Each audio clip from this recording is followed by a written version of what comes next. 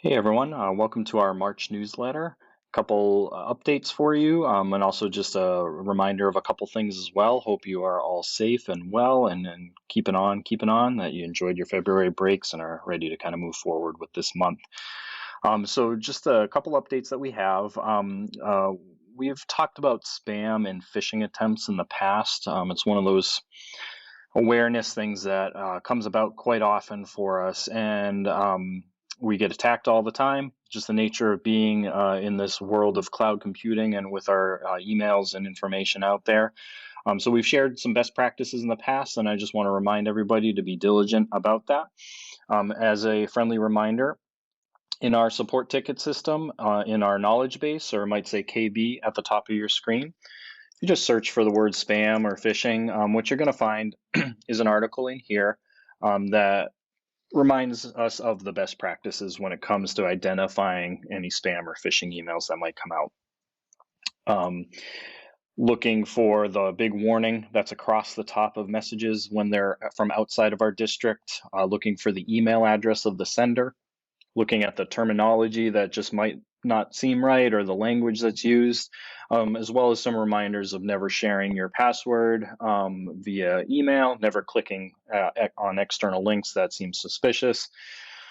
And then if you have any questions, to submit a support ticket about it. One recent example that came about for a bunch of us in the district here is it looked like there was an email from IT help desk that's saying, hey, somebody logged in your account, click here to validate and put in your password and all that. Using that same system that we just talked about, we can quickly identify that this wasn't legitimate. And number one, it had that big warning from outside the district. So that should be your first clue that something about this was not accurate. Number two, if you look at the email address that it came from, at helpdesk-tech.com, that doesn't sound anything Haverhill official, so we could kind of ignore that and use that as another reason to disregard this message. And then three, I know, working in technology, we don't describe ourselves as the IT help desk. And just some of the language in terms of the timing of things and all that, and the website address that it threw in here just didn't seem legitimate as well. So very straightforward to identify that this was definitely a spam or a phishing attempt. We could just delete and ignore from there.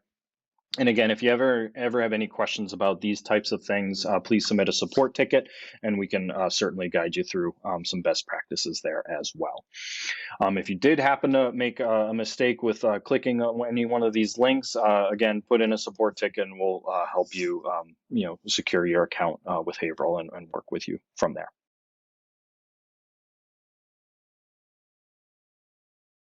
Okay, the next thing I wanted to chat about, Google had a big education webinar a week or two ago, where it was a nationally televised, or actually probably internationally televised event, where they had a straight focus on product updates, a look back into their education tools this past year, and they talked about a lot of things that are either coming out soon or are available to us now. And I found it to be a kind of interesting. I mean, we're full on to this Google world, right? Some of us had used it prior to, but kind of looking almost a year back now, at the start of the pandemic, a lot of us were forced to use it for the first time.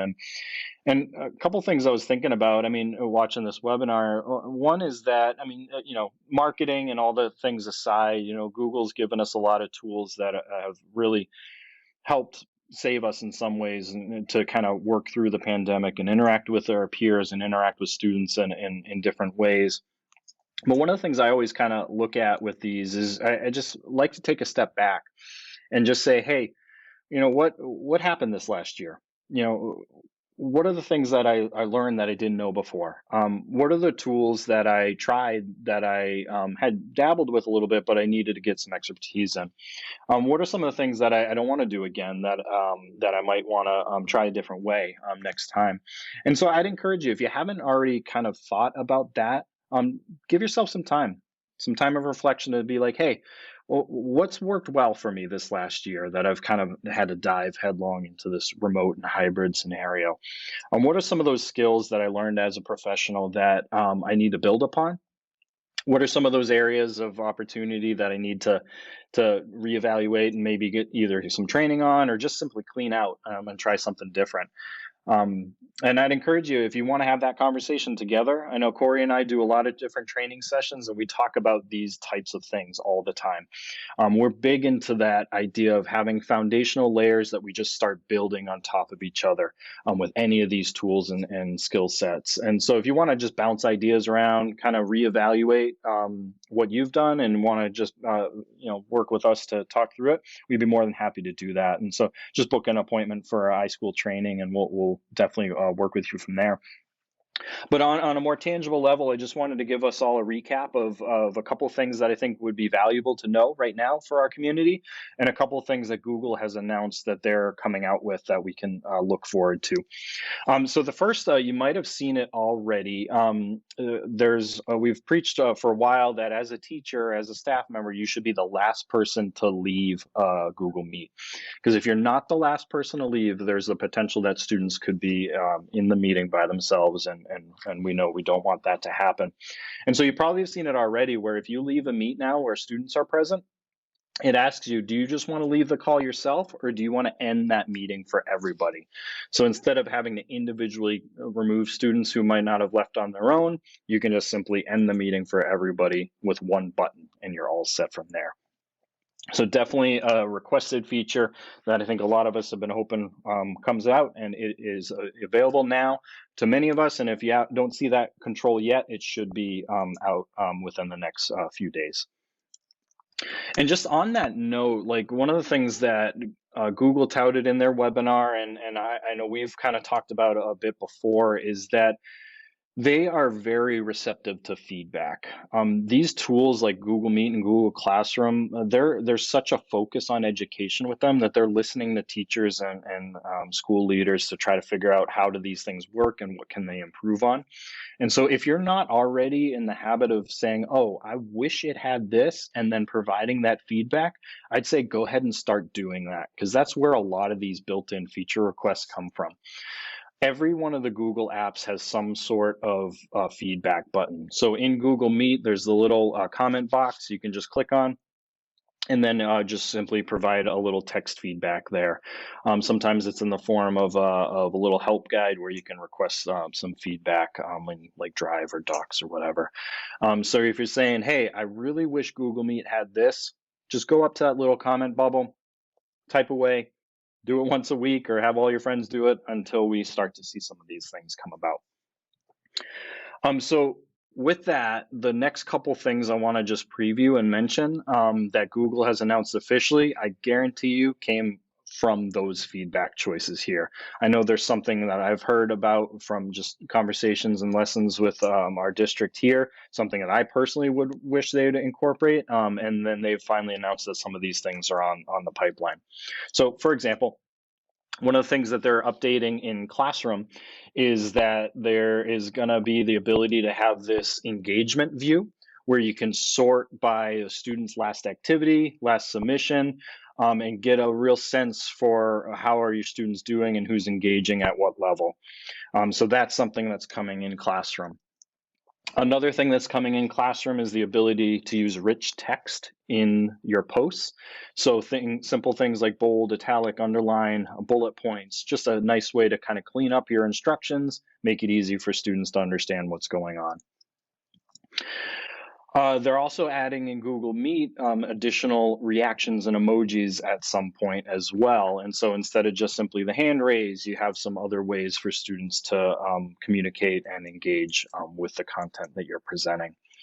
So some really interesting stuff there.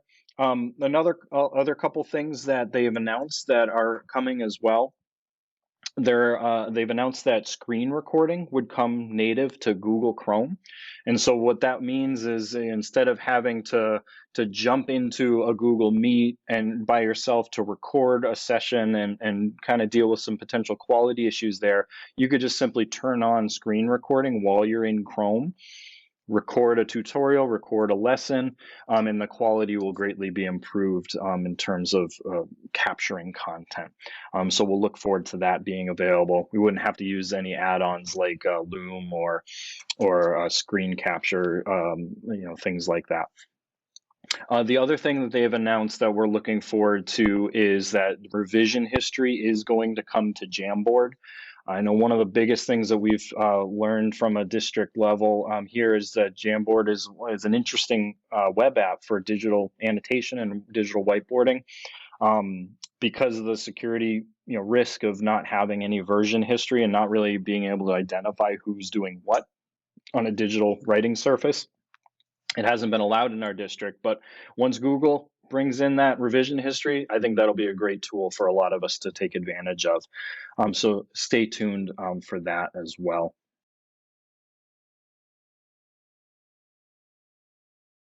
All right, and that's it for this month. That's what I wanted to share. Just talk about some of those Google updates. A nice reminder about best practices with spam and phishing.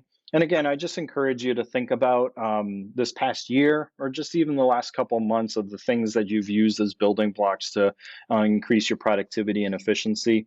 If you want to bounce some ideas off of myself or with Corey, just book an appointment, book some time, throw in a support ticket. Just say, hey, I've been thinking about this. Not sure how to approach it, but I want to do this. Let's brainstorm together and we'll figure out some stuff. Just continue keeping on and enjoy this month of March. And we'll see you guys soon. Stay safe. Bye.